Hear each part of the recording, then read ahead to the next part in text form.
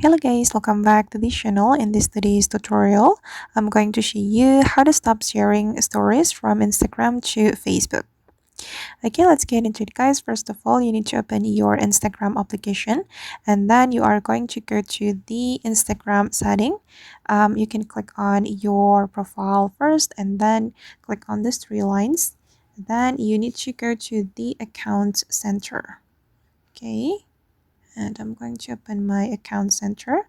Then we can select the sharing across profiles, and as you can see I have linked my Instagram account with my Facebook account, and I'm going to stop sharing the stories from Instagram to Facebook automatically.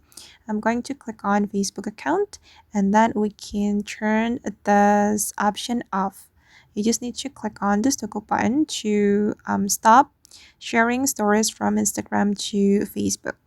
And after that, you just need to go back, and then the stories from your Instagram won't be automatically shared to your Facebook after you turn this option off. Alright guys, and that's all the way to stop sharing stories from Instagram to Facebook. I hope this tutorial will be useful for you. Thank you so much for watching, and if you found this tutorial useful, don't forget to like, comment, share, and also subscribe to the channel. See you in the next video.